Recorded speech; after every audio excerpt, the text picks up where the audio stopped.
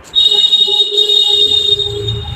Students, my name is Rahul और मैं आपको बताने वाला हूँ एनसीईआरटी कक्षा 10 की गणित की किताब। इसका अध्याय नंबर 1 है वास्तविक संख्या। वास्तविक संख्याएं क्या होती हैं इसके बारे में सबसे पहले समझेंगे, उसके बाद इस चैप्टर में आगे बढ़ेंगे। ठीक है, चलिए आइए समझते हैं वास्तविक संख्याएं हमारी क्या हैं। ठीक है, देखो आप लोगों ने बेटा बचपनों से बेटा कुछ संख्याओं के बारे में जाना होगा। ठीक है, 6 क्लास में 7 क्लास में इन संख्याओं के बारे में आपने कुछ ना कुछ पढ़ा जरूर होगा। ठीक है, जैसे पहले आपने पढ़ी होगी बेटा प्राकृतिक संख्या।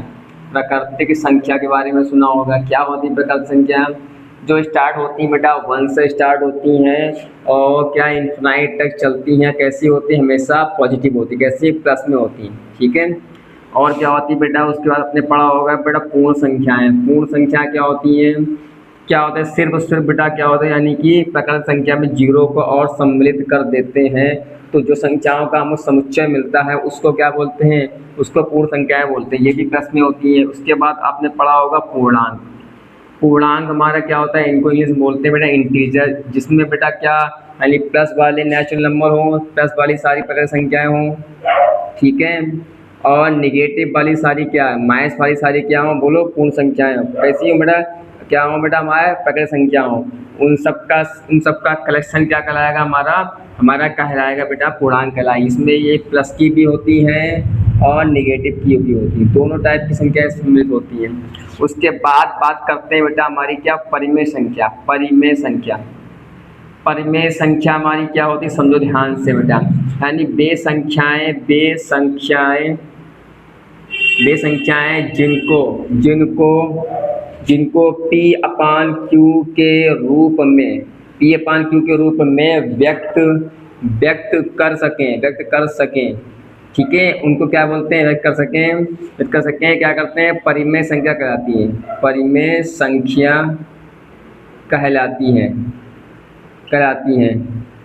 जहाँ क्यों कभी भी जीरो नहीं होगा और पी तथा क्यू क्या होगा बेटा? पूर्णांक हो। क्या होगा? पूर्णांक होगा। क्या होगा? पूर्णांक। पी तथा क्यू क्या कभी भी क्यू कभी जीरो नहीं होगा। पी तथा क्यू क्या होगा? हमेशा पूर्णांक होगा। तो उनको क्या बोलते हैं? परिमेय संख्या बोलते हैं। क्या बोलते हैं? हम उनको परिमेय संख्या बोलते हैं। ठीक है, अब बात करते हैं बेटा अपरिमेय संख्या की।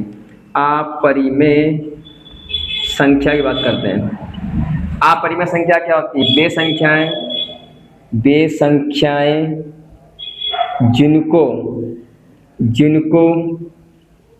जिनको पी अपान क्यू के रूप में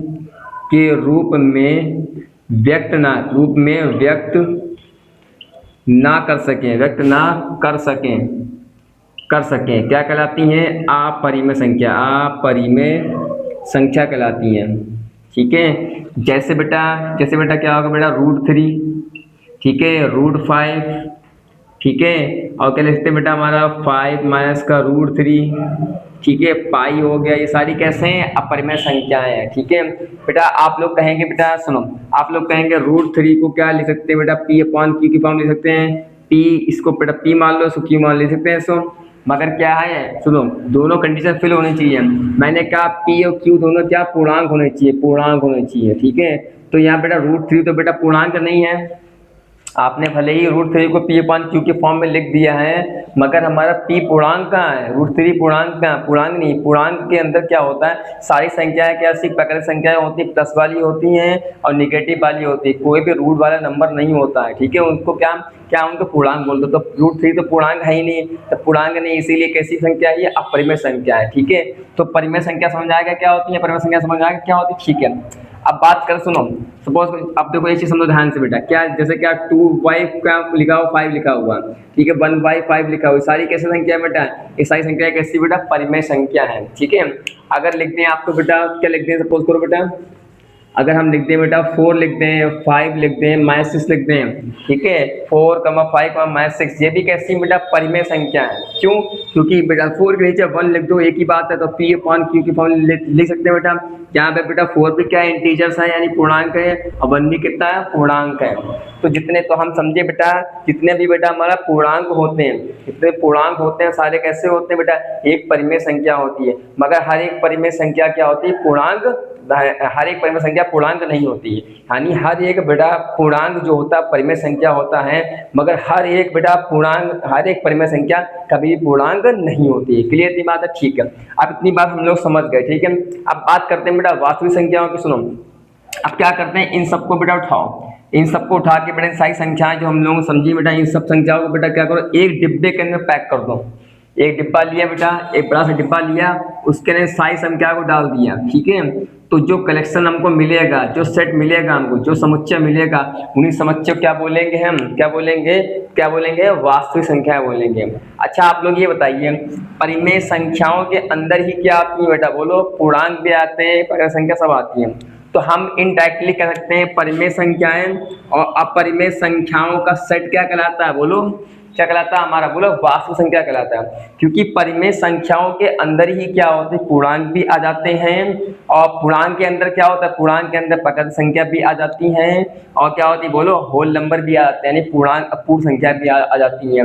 तो हम कह सकते हैं बेटा इंटीजर्स, तो बेटा इसको क्या करो, यानी कि परिमेय संख्या के अंदर क्या होता है, परिमेय संख्या के अंदर पूर्णांक भी आ जाते हैं बेटा। तो परिमेय संख्या और परिमेय संख्याओं का ही करेक्शन क्या कहलाता है, वास्तविक संख्या कहलाता है। क्या इतनी बात क्लियर है बेटा? ठीक है, तो हम कह सकते हैं बेटा,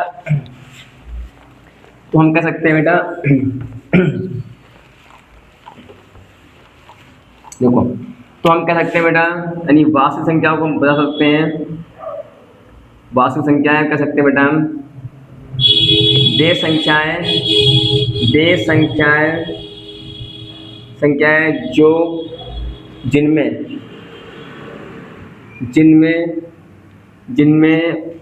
बेटा परिमेय संख्या,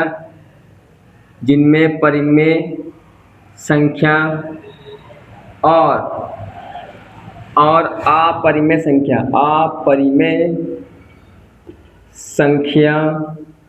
सम्मिलित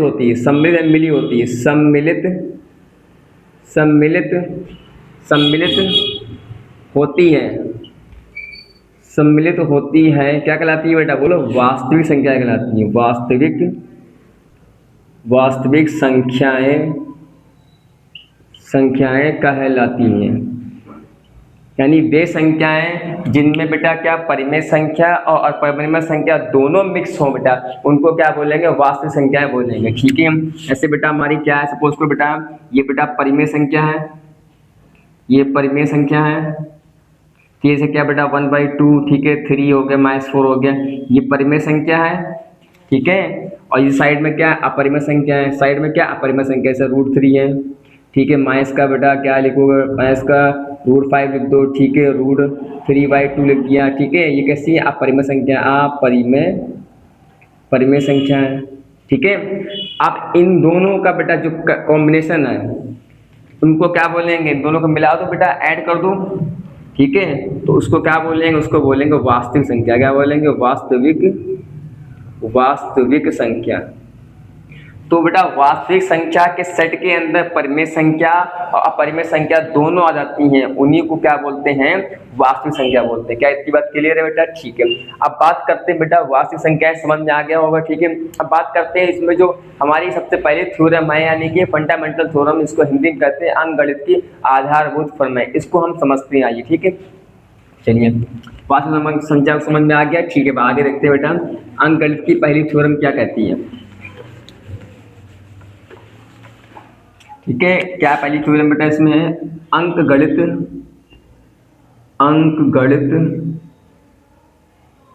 की आधारभूत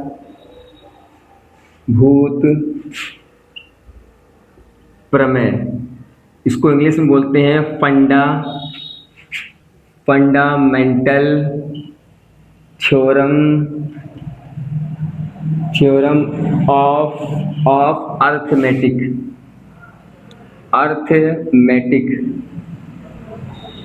यानी कि fundamental theorem of arithmetic, English में इसको बोलते हैं, हिंदी में बोलते हैं अंकगणित की आधारभूत प्रमेय। ठीक है, देखो ये प्रमेय क्या कहती है, सुनो, ये प्रमेय ये कहती है कोई भी भाज्य संख्या है, पहले समझ लीजिए भाज्य संख्याएं क्या होती है, भाज्य संख्याएं, ठीक है, और अभाज्य संख्याएं, देखो, दो लाइन में अगर बताना चाहें, दोनों में अंतर आराम से समझ जाएगा। ठीक है बेटा, अभाज्य संख्याएं यानी कि उनको इंग्लिश में बोलते हैं प्राइम नंबर बोलते हैं। अभाज्य संख्याएं वे संख्याएं होती हैं जो स्वयं से क्या होती हैं, विभाजित होती हैं, जो स्वयं से कटती हैं। शुद्ध हिंदी बताएं, जो स्वयं से बेटा कटती हैं उनको क्या बोलते हैं, भाज्य संख्याएं बोलते हैं। जैसे हमारी बेटा क्या हुई, बेटा क्या हुई, 2 हुई बेटा, 3 हुई, 5 हुई, 7 हुई, ठीक है, 11 हुई बेटा, और कौन सी बेटा, 11 हुई, 13 हुई, डैड कैसी होती हैं, अभाज्य संख्याएं होती हैं। ठीक है, क्यों, क्योंकि ये अपने आप से ही क्या होता है, क्या डिविजन होती है। तो इनके बेटा गुणनखंड कितने होते हैं, इनके गुणनखंड कितने होते हैं, गुणनखंड हमेशा क्या, 1 और खुद होगा, 1 होगा बेटा, गुणनखंड होगा, और खुद वही संख्या होगी, खुद वही स्वयं वही संख्या होगी। ठीक है, तो क्या होते हैं, इनको अभाज्य संख्या बोलते हैं। अभाज्य संख्या क्या होती है, जो अपने आप से डिविजल होती हैं, इनके गुणनखंड कहते हो केवल 2 गुणनखंड हो, एक 1 हो और वो खुद एक संख्या हो, एक 1 हो उसका गुणनखंड हो बेटा, और वह एक खुद संख्या हो। बेटा गुणनखंड उस चीज को बोलते हैं जो कि संख्या को क्या करे, पूरा पूरा विभाजित कर देता है, वो उस संख्या का गुणनखंड कहलाता है। ठीक है, देखो गुणनखंड पूछा बेटा, बता दे क्या होता है गुणनखंड, गुणनखंड क्या होता है। देखो बे संख्याएं जो किसी दी हुई संख्या, जो कि दी संख्या को पूरा विभाजित करती है, पूरा विभाजित करती है, क्या कहलाती है, ठीक है, पूरा विभाजित करती है, उस संख्या का गुणनखंड कहलाता है। ठीक है, यानी वे संख्याएं जो किसी दी हुई संख्या को पूरा विभाजित करती हैं, उस संख्या का गुणनखंड कहलाता है। जैसे 4 है बेटा, 4 को कौन कौन संख्या क्या कर रही है, डिविजिबल है बेटा। 4 किससे डिविजिबल है बेटा, 4 बेटा 1 से डिविजिबल है, तो 1 इसका क्या गुणनखंड है। 4 बेटा 2 से भी डिविजिबल है, तो 2 भी इसका क्या गुणनखंड है। 4 3 से डिविजिबल है, नहीं। 4 किससे डिविजिबल है बेटा, 4 से अपने आप डिविजिबल है, तो 4 भी क्या है, इसका डिविजिबल है। यानी तो 1 2 4 इसके कैसे आ गया, डिविजिबल आ गया। तो किसी संख्या के केवल 2 डिविजिबल होते हैं, जो संख्या के बेटा क्या 2 ही विभाजक होते हैं, जो वो संख्याएं जो क्या हो बेटा, जो क्या अपने आप से और क्या बेटा, और क्या एक 1 से डिविजिबल होती हैं, उन संख्या को बोलते हैं अभाज्य संख्या बोलते हैं। अब यहाँ देखिए बेटा 2 है, 2 किससे बेटा भाग हो जाएगा बेटा, 1 से बेटा डिविजिबल है बेटा, तो 1 इसका क्या गुणनखंड आ गया। ठीक है, और क्या एक स्वयं रेखा है बेटा। ठीक है, ये तो इसके 2 ही गुणनखंड है, 2 गुणनखंड इसके बेटा है। कितने गुणनखंड है बेटा, 2 गुणनखंड है। ठीक है, 2 गुणनखंड इसके। ठीक है, तो कैसी बेटा, ये अभाज्य संख्या है। इसको देखो 3 को बेटा, देखो 3 थोड़ा 5 देखो, 5 से डिविजिबल है बेटा, 1 से डिविजिबल है, 1 से क्या हो जाएगा, यानी कैसी हो जाएगी, विभाजित है बेटा। और किससे विभाजित है, 2 से 3 से है नहीं बेटा, और किससे 5 से हो जाएगी। तो इसमें कितने बेटा, इसके 2 गुणनखंड, कितने 2 गुणनखंड है।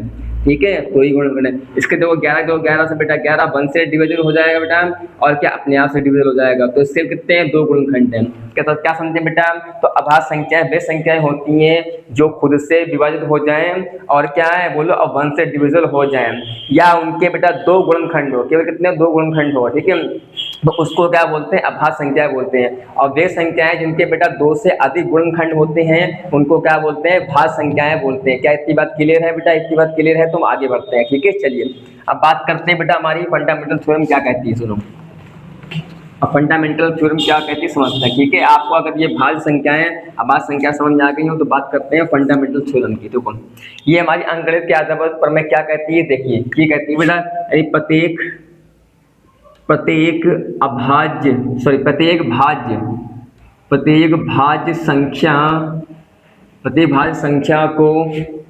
भाज्य संख्या को ठीक है, प्रत्येक भाज्य संख्या को अभाज्य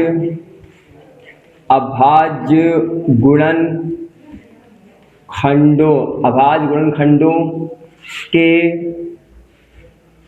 रूप में व्यक्त किया जा सकता है। ठीक है, किया जा सकता है, तथा यह गुणनखंड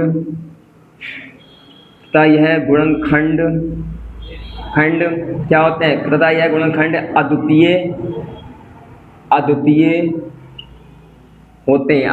होते हैं। होते हैं जो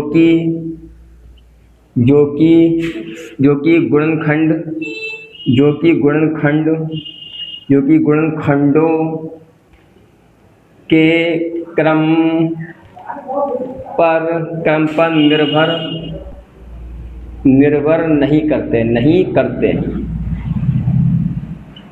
देखो फंडामेंटल ये स्वयं कहती है बेटा, किसी भी भाज्य संख्या है, कोई भाज्य संख्या है, हम उसको बेटा यानी प्राइम फैक्टर यानी कि बेटा यानी कि उसको बोलते हैं अभाज्य गुणनखंड के रूप में उसको लिख सकते हैं, ठीक है। और जो गुणनखंड जो आएंगे कैसे होंगे, अद्वितीय वाले यूनिक होंगे, उसके ऐसा कोई दूसरा गुणनखंड नहीं होगा। फॉर एग्जाम्पल अगर समझते हैं, अगर सपोज बेटा हमें 18 है, ठीक है, 18 कोई नंबर है, 18 कैसा बेटा, ये कैसा भाज्य नंबर है, भाज्य संख्या है, ठीक है, कैसी है, भाज्य संख्या है, ठीक है।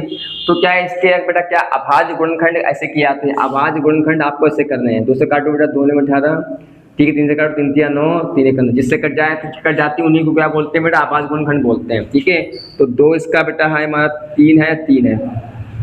तो बेटा क्या है, जो हमारी आधारभूत फंडामेंटल थ्योरम ये कहती है, कोई भी बेटा भाज्य संख्या है उसको हम बेटा अभाज्य, ये कैसी बेटा है, देखो 3 कैसी अभाज्य संख्या है, 3 कैसी अभाज्य है बेटा, 3 ये कैसी, ये भी अभाज्य है, 2 भी कैसी अभाज्य है, ठीक है। तो यानी फंडामेंटल थ्योरम ये कहती है किसी भी भाज्य संख्या को हम अभाज्य गुणनखंडों के रूप में उसको लिख सकते हैं, किसी भी भाज्य संख्या को हम अभाज्य गुणनखंड के रूप में लिख सकते हैं। और जो गुणनखंड जो आएंगे वो कैसे होंगे बेटा, यूनिक होंगे, अद्वितीय होंगे। अब इसमें ये कभी नहीं होगा 3 की जगह आप 5 लिख दो या 4 लिख दो, ऐसा नहीं होगा। अगर इसमें बेटा 2 आ रहा है तो 2 ही आएगा, 3 आया तो 3 ही आएगा, 3 आया तो 3 ही आ रहा है, 3 अगर 2 बार आ रहा है तो 2 ही बार 3 आएगा, ऐसा नहीं कि 4 बार आ जाएगा, ऐसा नहीं 5 बार आ जाएगा, ऐसा नहीं होगा कि 3 की जगह आप क्या 10 लिख दो, लिख दो, ठीक है। नहीं, तो क्या होगा, अभाज्य गुणनखंड कैसे होंगे, यूनिक होंगे, ठीक है। इनका पैटर्न कैसा है, यूनिक होगा, इनका ऐसा कोई पैटर्न नहीं होगा। 18 के अगर आपको बेटा अभाज्य गुणनखंड लिखने हैं तो आपके हर हाल में यही आएंगे, इसके अलावा कोई दूसरा नंबर नहीं आएगा, बात समझ आ गई, ठीक है। तो इसको बोलते हैं यूनिक, यूनिक मतलब अद्वितीय, कैसे अद्वितीय, कि इसके जैसा कोई नहीं, ठीक है, अद्वितीय। अब बात करते हैं बेटा क्रम की। अब देखो ये अभाज्य गुणनखंड है बेटा, अब चाहे हम इसको ऐसे लिख दें, 3 पहले लिखते हैं, 2 बाद में लिखते हैं, ऐसे लिख दें, चाहे इसको ऐसे लिखते हैं 3 गुणे 3 गुणे 3, तब भी क्या होगा बेटा, सब कुछ क्या सेम ही आएगा, बराबर है। तो अभाज्य गुणनखंड जो आए हैं वो कैसे, क्रम के ऊपर निर्भर नहीं करते, संख्याओं के जो अभाज्य गुणनखंड है क्रम के ऊपर निर्भर नहीं करते हम, क्रम उनका कैसे भी हो, क्रम चाहे कैसे लो, पलट करो तो नंबर को कोई दिक्कत वाली बात नहीं, संख्या हमारी वही आएगी, क्लियर थी बात। तो यही हमारी क्या कहती है बेटा, अर्थमेटिकल की बेटा हमारी क्या करती है, फंडामेंटल थ्योरम कहती है, ठीक है। अंकगणित के आधार पर यही हमारी कहती है, किसी भी भाज्य संख्या को हम अभाज्य गुणनखंडों के रूप में व्यक्त कर सकते हैं, ठीक है, क्लियर।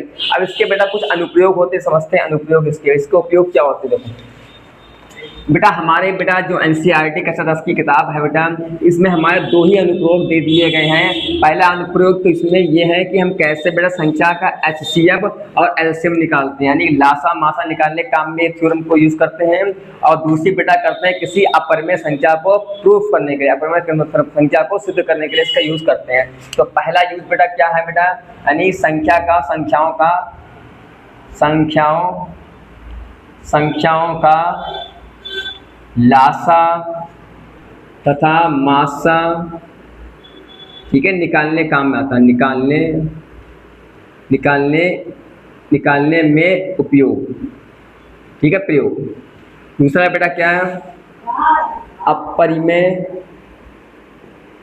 अपरिमेय संख्याओं को सिद्ध करने में प्रयोग, ठीक है। इन 2 कामों का बेटा, इस थ्योरम का प्रयोग हम 2 कामों के लिए बेटा यहाँ अपनी किताब में करें। वैसे इसके बेटा अनुप्रयोग बहुत से हैं, मगर हमें जनरली इस थ्योरम का यूज करके इन 2 चीज़ों को हमको क्या सॉल्व करना होता है, ठीक है। सबसे पहले आप प्रयोग पढ़ेंगे बेटा, संख्याओं का लासा और मासा कैसे निकालते हैं इस फंडामेंटल थ्योरम का यूज करके, क्लियर। चलिए आप बात करते हैं, ठीक है। देखो सबसे पहले बात करते हैं बेटा लासा की, बात करते हैं लासा की, ठीक है। सुनो, भाई किसी भी संख्याओं का लासा बेटा आपको निकालना है बेटा इस थ्योरम का यूज करके, अंकगणित के आधारभूत प्रमेय का यूज करके। तो हम क्या करते हैं इसमें, सबसे पहले क्या करते हैं, जो संख्याएं हमको दी हुई हैं उनके क्या करेंगे, सारे अभाज्य गुणनखंड कर लेंगे। फिर अभाज्य गुणनखंड में जो सबसे बड़ी घात का बेटा गुणनखंड होता है उस सबको लिखकर उनका गुणनफल ज्ञात कर लेते हैं, वही हमारा क्या कहलाता है, हमारा उस संख्या का लासा कहलाता है। चीज समझ लिया है, कोई दिक्कत नहीं, बोर्ड पे देखो समझ आ जाएगा। ठीक है, देखो यानी कि किसी संख्याओं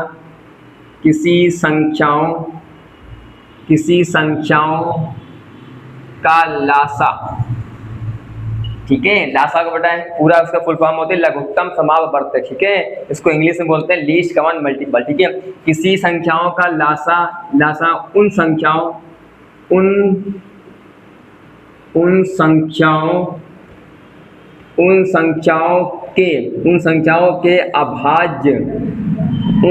के अभाज्य गुणनखंड समझ आ गया, उन संख्याओं के गुणनखंडों की उच्चतम, बड़ी पावर उच्चतम घात का गुणनफल ही लासा कहलाता है। यानी कि किसी संख्या का लासा, संख्या आपको 2 होंगी, 2 से ज्यादा हो, कितनी भी हो, ठीक है, उन संख्याओं का लासा निकालने के लिए क्या करें, सबसे पहले उन संख्याओं को क्या कर लेंगे, अभाज्य गुणनखंड निकाल लें। अभाज्य गुणनखंड की सबसे उच्चतम घात का गुणनफल, अभाज्य गुणनखंड जितने भी नंबर आ गए हैं उन सबकी उच्चतम घात का गुणनफल ही क्या कहलाएगा, हमारा क्या कहलाएगा, उस संख्या का लासा कहलाएगा। ठीक है, ये तो क्या हो गई, किताबी भाषा हो गई। अब इसको डायरेक्ट एग्जांपल से करते हैं बेटा तो बिल्कुल आपको माइंड में क्लियर हो जाएगा, माइंड में आपके आ जाएगा कि कैसे लासा निकाला जाता है बेटा अभाज्य गुणनखंड का यूज करके। ठीक है, चलो बात करते हैं बेटा, संख्या बात करते हैं। सपोज करो बेटा संख्या हमारी पास बेटा 20 है, ठीक है, अब बात करते हैं बेटा संख्या हमारी कितनी 15 है। ठीक है, सुनो, इन दो संख्याओं का हमको लासा निकालना है। तो हमने बताया 20 और 15 के पहले क्या करोगे, सबसे पहले आपको गुणनखंड करना है। कैसे करने, ऐसे करो, 20 को ऐसे लिखते हैं, देखो 20 को काटा ऐसे करो, 2 से काटो बेटा, 2 एकम 2, ठीक है, तो फिर 2 से काटो, 2 पंजे 10, 5 एकम 5, ठीक है, किससे गुणनखंड कितना आएगा, 2 गुणे 2 गुणे 5। ठीक है, देखो ध्यान रहे बेटा, हमने इसको 2 से ही क्यों काटा, 4 से क्यों नहीं काटा, 4 से इसलिए नहीं काटा क्योंकि 4 बेटा कैसी भाज्य संख्या नहीं है, सॉरी अभाज्य संख्या नहीं है। हमको बेटा अभाज्य गुणनखंडी निकालने होगा, 2 अभाज्य संख्या है, 2 अभाज्य संख्या, 5 भी अभाज्य संख्या है, इसलिए इन संख्याओं को बेटा हमेशा अभाज्य संख्याओं को गुणनफल के रूप में ही ले सकते हैं। चाहते हम 4 से काट सकते हैं बेटा, मगर 4 कैसी अभाज्य संख्या नहीं है, तो क्या इसलिए 2 से मैंने काटा। ठीक है, क्लियर। तो इसके बाद गुणनखंड कितने हैं, 2 गुणे 2 गुणे, इसको ऐसे लिख दो बेटा, इसको क्या ऐसे लिख सकते हैं, 2 की बराबर 2 गुणे 5, क्लियर की बात है। ऐसे बेटा 15 करो, 15 करो बेटा, इससे 15 के 15 किससे कटेगा, 3 से कटेगा, 3 में 15 और 5 में 5। ठीक है, इसके लिए बेटा कितना, 3 गुणे 5, ठीक है, इसकी बराबर 1, इसकी बराबर 1। तो मैंने क्या बताया, तो लासा जो होता है, देखो ध्यान से लासा निकाल लें, लासा जो होता है, जो उच्चतम घात होती है किसकी बेटा, अभाज्य गुणनखंड की। बताओ दो इसमें कितनी पावर है, 2 की पावर कितनी है, 2 है, यहाँ पे कितना, 1 भी नहीं है, कोई मतलब नहीं उससे इससे। ठीक है, तो क्या 2 की पावर 2 सबसे बड़ी घात का बेटा गुणनखंड। ठीक है, उसके बाद बेटा 5 की पावर यहाँ कितनी है, 1 है, यहाँ पे कितनी है, 5 से गुणा कर दो, बचा हुआ 3 है, तो 3 से भी गुणा कर दो, जितनी बेटा हमारी उच्चतम घात होगी बेटा, ठीक है, अभाज्य गुणनखंड जितनी उच्चतम घात होगी उन सब का गुणनफल, ठीक है, क्या कहलाएगा, हमारा लासा कहलाएगा। ठीक है, तो क्या हो गया बेटा हमारा लासा, हमारा क्या कहलाएगा, देखो बेटा 5 से 15 और 2 की पावर कितना, 4 गुणे 5 गुणे 3, तो 5 चूंकि 20, 20 से कितना 60, इसका कितना लासा जाएगा। ठीक है, ये सिंपल पर समझ आएगा। तो क्या सबसे बड़ी घात क्या थी, आपको क्या करना है, अभाज्य गुणनखंड करने हैं, उनमें सबसे बड़ी घात को उठा कर रख लेना है, उसके छोटी छोटी घातें उन सबको उठाकर रख लेना, उन सब की गुणा कर देना, हमारा क्या कहलाएगा, लासा कहलाएगा। क्लियर इतनी बात है। तो इसका एलसीएम कितना है, 60 आएगा। ठीक है, चलिए एक दो एनसीईआरटी एग्जांपल करते हैं तो बात और समझ आ जाएगी। ठीक है, चलो दे रखा है 6 और 20 का लासा निकालना, 6 और 20 का लासा निकालना। ठीक है, देखो जनरली बेटा हम लोग बचपन में कैसे करते थे, छोटे क्लास में 6 क्लास में बेटा सिखाया जाता था, ऐसे कर लो। ठीक है, ऐसे बेटा लासा निकाला जाता है बेटा, किससे कटेगा बेटा, 4 से कटेगा, 4 पंजे 20, 5 से काटो, दोनों से कट जाए बेटा, 5 से काटो, 5 आपको 20, 5 से 15, फिर 4 से काटो, 4 से कट गया बेटा। ठीक है, 3 नहीं कटा, 3 से काटो। ठीक है, ऐसे हम लोग करते थे छोटे क्लास में। ठीक है, 6 क्लास में, 7 क्लास में, मगर आपको ऐसा नहीं करना। देखो आंसर भैया आएगा 5 चुके 20, 20 से 60 है आंसर, देखो भैया मगर आपको क्या है, बोर्ड एग्जाम में, यूपी बोर्ड में आपको इस मेथड से नहीं लगाना है, आपको इस मेथड से लगाना होगा। क्लियर इतनी बात है, ठीक है। तो लासा निकालने के लिए ये मेथड का यूज नहीं करेंगे। हालांकि ये मेथड भी होता है, छोटे क्लास में 6-7 क्लास में सिखाया जाता है, मगर इस मेथड का आप लोग को यूज नहीं करना है। आपको यही आवाज गुणनखंड विधि लगा के आपको सॉल्व करना है। क्लियर इतनी बात। चलो एक और एग्जाम्पल करते हैं और मजा आएगा। ठीक है, चलिए। क्या बेटा हमारा है, दे रखा है आपको बेटा, एक अच्छा एग्जाम्पल करते हैं। ठीक है, क्या है, 96 और 420। ठीक है, 96 और 402 का लासा निकालना। ठीक है, तो क्या होता है, 96 को इधर लिखो बेटा, ठीक लिख दिया, 404 को इधर लिख दो। ठीक है, लिख दिया। अब क्या करो बेटा, इन संख्याओं क्या करो, आवाज गुणनखंड कर लो बेटा। 96 गुणनखंड कितने आएंगे, ऐसे कर दो, 2 से काट दो तो चक्कू 8। ठीक है, 2 8 16, 2 दूनी 4 तो चक्कू 8। ठीक है, 2 से काट दो, 2 दूनी 4, 2 छंग 12, 2 तिया 6, 3 का 3, 1 2 3 4 5। ठीक है, 2 की पावर 5 गुणे बेटा 5। क्लियर की बात है। इसके करो 404 के करो बेटा, लिखा फैक्टर जल्दी बोलिए। ठीक है, आपको ऐसे ही आवाज गुणनखंड निकालने, पेपर के एग्जाम में भी आपको ऐसे दिखाना होगा। ठीक है, पूरा 2 2 जा 4 0, 2 से 2 1 जा 2 2 जा 4, फिर 2 से काटे बेटा 2 1 2 0 1। अब नहीं कह जाए कितना से गुणनखंड आएगा, 2 गुणे 2 1 2, 2 की पावर 2 गुणे 101। ठीक है, अब देखो मैंने क्या होता है, लासा क्या होता है, लासा मैंने ये बताया है, जितने भी आवाज गुणनखंड आए उन सबकी बड़ी पावर ले लो। सबसे बड़ी पावर क्या है बेटा, बताओ। 2 है, यहाँ पे क्या 2 की पावर 2 है, तो क्या एक ही बार आपको लेना है बेटा। 2 की पावर कितना, 5 से बड़ी है बेटा, तो ये छोटी है बेटा, तो आपको ये लेना है 2 की पावर 5। इसका आपसे बड़ा गुणनखंड ये यही हमारे पावर है। ठीक लीजिए, बचा हुआ क्या बेटा, ये किसी पावर कितनी 1 है, इसको ले लो। बचा हुआ जो होता है बेटा उसको वैसे ले लेते हैं, जो बचे हुए नंबर होते हैं उनको ऐसे ही लिख दो और उन सबकी गुणा कर दो, हमारा क्या आंसर आता है। सबसे पहले क्या करेंगे, देखो एक दिमाग लगा लो, सबसे पहले क्या दो ऐसा निकालना। सबसे पहले आपने आवाज गुणनखंड कर लिए, इसके भी इसके कर लिए। ठीक है, फिर देखो जो कॉमन फैक्टर है, कॉमन फैक्टर की सबसे ऊंची पावर देख लो क्या था। कॉमन फैक्टर समझते हैं जो दोनों में हो बेटा, 2 इसमें भी था 2 इसमें भी था, ये दोनों कॉमन था, ये भी बेटा तरीका दोनों कॉमन था। ठीक है, अब फिर उसमें देखो सबसे बड़ी पावर कौन सी है, सबसे बड़ी पावर कितनी बेटा 5 है, तो उसको एक बार लिख दोगे। फिर जो बचे हुए नंबर होते हैं उनको भी बेटा एज इट लिख देते हैं, उनकी मल्टीप्लाई कर देते हैं। यही हमारा क्या कहता है, लसा कहलाता है। ठीक है, चलिए इसकी गुणा करते हैं बेटा। ये 2 की पावर 5 और इंटू 5 क्या हो जाएगा मिलकर बेटा, 2 की पावर 5 और 5 मिलकर कितना होगा, 2 गुणे 2 कितना हो जाएगा, 2 गुणे 2 गुणे 2, 2 दूनी 4 दूनी 8 दूनी 16 32 गुणे बेटा 5 करो। ठीक है बेटा, बेटा यहाँ पे 3 था बेटा, हमारे ख्याल से कितना 3 था, यहाँ पे 3 था बेटा, फैक्टर करेगा यहाँ पे 3 आया था। ठीक है, 3 कर लो, 3 यहाँ पे 3। ठीक है, और 3 से करो, 3 दूनी 6 और 3 चलो 96, तभी बेटा तभी तो आ पाएगा। ठीक है, तो 96 गुणा करो बेटा 101 से, 96 की गुणा करो 101 से, तो यहाँ कर ले, जगह नहीं बची बेटा, काम कर ले, यहाँ कर लो 101 से गुणा कर लो 96 की। भाई इसकी गुणा कितनी आएगी, 96 तो आएगी, क्योंकि 96 का ही तो गुणनखंड है बेटा, ये 96 आएगी। अब इसकी गुणा ऐसे कर लो, तो 6 कन 6 0, 6 कन 6 9 कन 9 9 जून 0 9 कन 9 6 9 6 9, तो ये क्या जाएगा लासा बेटा, लासा इन लोग का आ जाएगा 96 गुणे 96 यानी 96 यानी कि 9696 क्या आ जाए, इनका लासा आ जाए। क्लियर थी बात है। तो आपको लासा निकालने के लिए क्या करना पड़ेगा, सबसे पहले क्या उन संख्याओं के आवाज गुणनखंड कर लेंगे। आवाज गुणनखंड में देखेंगे जो कॉमन गुणनखंड है उसकी सबसे बड़ी पावर ले लेंगे, उसको एक बार लिख देंगे। फिर जो बचे हुए नंबर है उन सबको भी क्या करेंगे, मल्टीप्लाई कर देंगे, वही हमारा उस संख्या का क्या होगा, लासा होगा। एक सवाल और करते हैं तो अब मजा आएगा। ठीक है, चलिए एक क्वेश्चन बेटा और करते हैं बेटा, आपकी एक्सरसाइज का बेटा 17 23 सॉरी 12 15 21 का लासा निकालना है। 12 15 21 का लासा निकालना है। 12 15 और 21 का लासा निकालना है। तो क्या करेंगे, सबसे पहले इन सबके क्या करेंगे, आवाज गुणनखंड लिखो बेटा। 2 क्या 12 के आवाज गुणनखंड ऐसा निकाल लो, 2 से काटो, 2 छंग 12 2 3 6 3 1 3 लिख दो इसको बेटा, 2 गुणे 2 गुणे 3। क्या इसको मैं ऐसे लिखते हैं, 2 की पावर 2 गुणे 3 लिख सकते हैं। ठीक है, ऐसे लिखो बेटा, 3 गुणे 5 लिख सकते हैं इसको।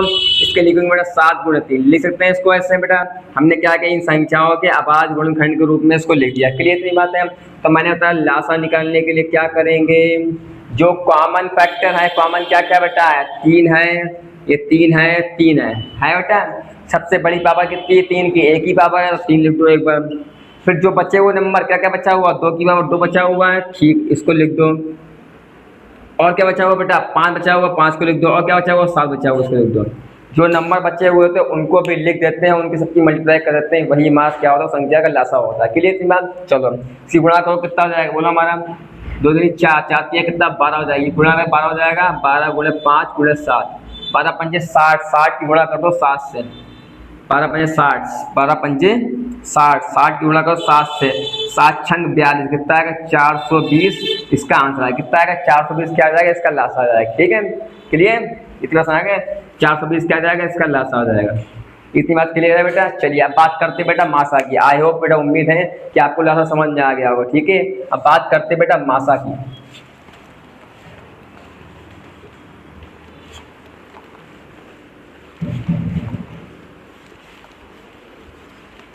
बात करते हैं बेटा मासा की। मासा क्या होता है? देखो, किसी संख्याओं का मासा उन संख्याओं के अभाज्य, उन संख्याओं के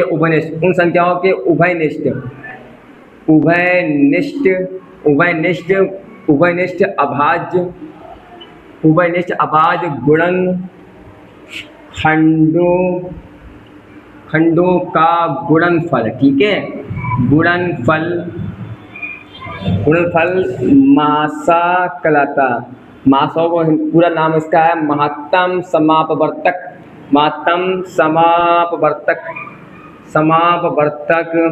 और बेटा एलसीएम को लासा का बोलते हैं महत्तम समापवर्तक। बेटा अपवर्त और अपवर्तक में थोड़ा फर्क होता है। बेटा अपवर्त का मतलब होता है मल्टीपल्स, अपवर्तक का मतलब होता है फैक्टर। क्या होता है? फैक्टर्स। जैसे बेटा 2 के मल्टीपल आपको लिखने हैं, 2 के अपवर्त लिखने हैं, क्या होगा, 2 होगा, ठीक है, कितना 4 होगा बेटा, 6 होगा, 8 होगा। ये क्या होते हैं इनको बोलते हैं बेटा अपवर्त बोलते हैं, इनको अपवर्त बोलते हैं। और क्या है बेटा, फैक्टर लिखना है, फैक्टर के जैसे क्या 18 फैक्टर लिखने हैं 18 के, तो 2 गुणे बेटा क्या हो जाएगा, 2 हो जाएगा बेटा, और 3 गुणे 3, ये क्या हो जाएंगे बेटा, बोलो क्या कहलाएंगे, ये हमारे कहलाएंगे अपवर्तक कहलाएंगे। ठीक है, क्लियर की बात है? ये हमारे कहलाएंगे अपवर्तक कहलाएंगे। रुको एक मिनट, ठीक है, ये हमारे क्या कहलाएंगे, अपवर्तक कहलाएंगे। ठीक है, तो मासा कैसे निकालेंगे, देखो ध्यान से। चलो तो बेटा संख्या आपको समझ आया मासा कैसे निकालें। तो मासा निकालने के लिए क्या संख्या को क्या करेंगे, पहले अभाज्य गुणनखंड कर देंगे। गुणनखंड में देखेंगे जो उभयनिष्ठ अभाज्य गुणनखंड है बेटा, उस सब का गुणनफल क्या कहलाएगा, मासा कहलाएगा। संख्याओं का मासा उन संख्याओं के उभयनिष्ठ अभाज्य गुणनखंडों का गुणनफल। जो संख्याएं आपको दी होंगी बेटा उनके अभाज्य गुणनखंड करेंगे। फिर देखेंगे जो उसमें उभयनिष्ठ जो होगा, उभयनिष्ठ गुणनखंड जो होगा, उसकी उभयनिष्ठ गुणनखंड की ऐसे लिख दें, की सबसे छोटी घात, की सबसे छोटी घात। ठीक है, छोटी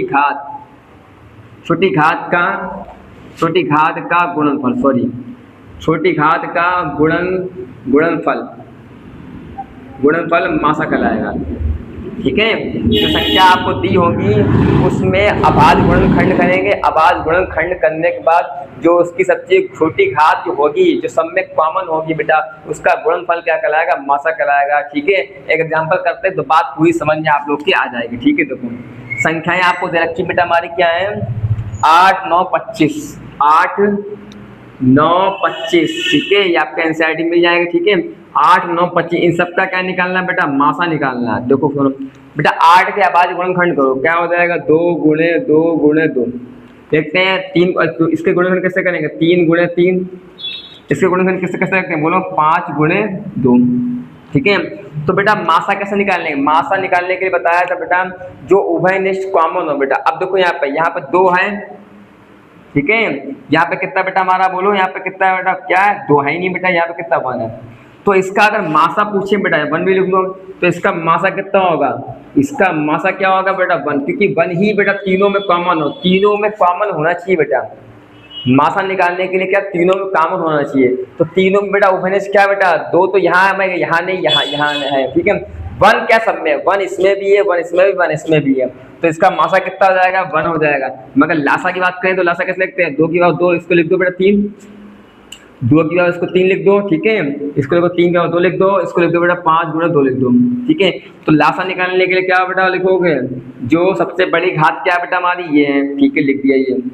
उसके बाद जो बचा हुआ कितना है बेटा, 3 की जगह 2, इसको लिख दो, और कितना बचा हुआ 5 बचा है उसको लिख दो। इन सबका गुणनफल क्या कहलाएगा, लसा कहलाएगा। 2 की जगह 5, 3 मतलब कितना 8, 8 8 निम 72, 72 गुणा करो 5 से, 72 गुणे 5, 5 दूनी 10, 5 सत्ते 35, 35 35 36, 360 इनका लासा आ जाएगा। लासा कितना 360 आएगा, मगर मासा कितना आएगा 1 आएगा। क्लियर।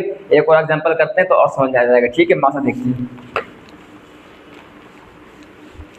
आपको संख्याएं दे दी बेटा हमारी हैं, दे रखी है आपको बेटा 12 15 21, 12 15 21, इनका निकालना मासा निकालना, ठीक है। पहले लासा निकालता है, इससे मासा निकालते हैं। देखो इसको लिख दो बेटा 2 गुणे 2 गुणे बेटा 3 लिख सकते हैं इसको ऐसे, ठीक है। इसको लिख दो 3 गुणे 5 लिख दो, इसको लिखते हैं 7 गुणे 3 गुणे 1, ठीक है, गुणे 1 भी लगा दो।